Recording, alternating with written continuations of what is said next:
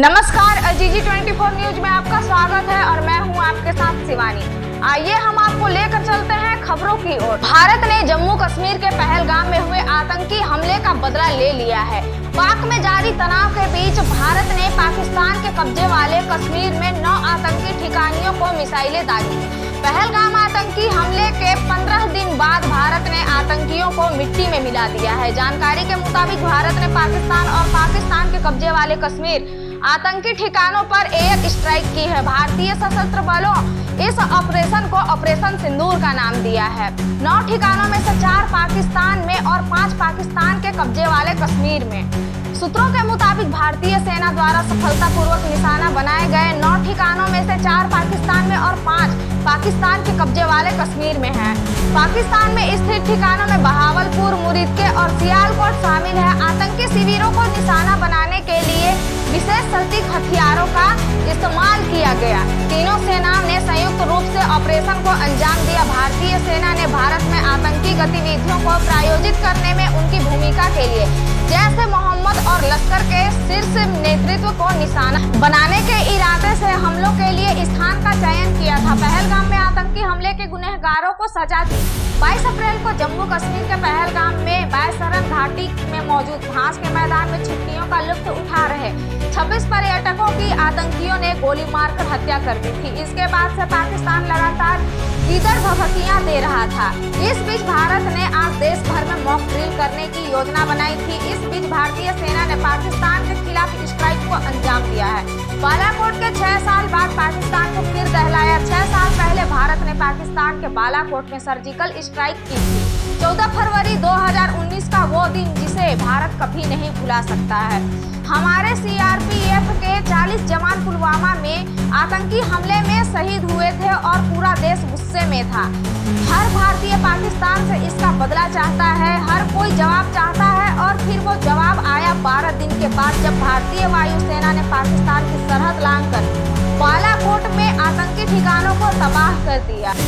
पाकिस्तान के प्रधानमंत्री शहबाज शरीफ ने 7 मई 2025 को एक बयान जारी कर भारत द्वारा पाकिस्तान और पाकिस्तान अधिकृत कश्मीर में किए गए मिसाइल हमलों की कड़ी निंदा की है।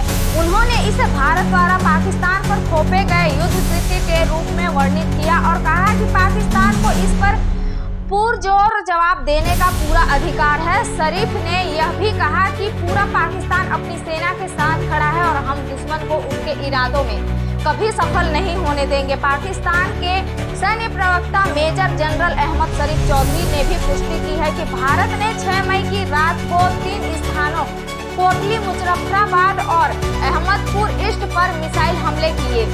इस हमले में 3 पाकिस्तानी नागरिकों की मौत हो गई और 12 अन्य लोग घायल हैं। उन्होंने इसे बिना उकसाए वे हमला बताया और कहा कि पाकिस्तान अपनी प्रक्रिया में समय और स्थान पर तय करेगा। इससे पहले पाकिस्तान ने भारत पर आरोप लगाया था कि वह कश्मीर के सैन्य कार्रवाई की योजना बना रहा है और कहा था कि वह किसी भी भारतीय सैन्य हमले का विश्वसनीय और निर्णायक जवाब देगा। 2 अंतर्राष्ट्रीय उड़ानों को डायवर्ट किया गया। एयर इंडिया ने कहा कि उसे जम्मू, श्रीनगर, लेह, जोधपुर, अमृतसर, भुज, जामनगढ़, चंडीगढ़ और राजकोट से आने जाने वाली उड़ानें दोपहर तक रद्द कर दी गई है और अमृतसर जाने वाली 2 अंतर्राष्ट्रीय उड़ानों को डायवर्ट कर दिया गया है। भुज, जामनगर, चंडीगढ़ की उड़ानें रद्द। इसी के साथ एयर इंडिया ने कहा कि मौजूदा स्थिति को देखते हुए एयर इंडिया ने अधिकारियों से आगे की जानकारी मिलने तक 7 मई को दोपहर 12 बजे तक निम्नलिखित स्टेशनों जम्मू, श्रीनगर, लेह, जोधपुर, अमृतसर, भुज, जामनगर, चंडीगढ़ और राजकोट से आने जाने वाली सभी उड़ानें रद्द कर दी गई है। अमृतसर जाने वाली 2 अंतर्राष्ट्रीय उड़ानों को दिल्ली की ओर डायवर्ट किया जा रहा है। बजट एयरलाइन इंडिगो ने कहा कि हवाई क्षेत्र की बदलती परिस्थितियों के कारण जम्मू, श्रीनगर, अमृतसर, लेह, चंडीगढ़, धर्मशाला और बीकानेर से आने जाने वाली उड़ानें प्रभावित हुई हैं।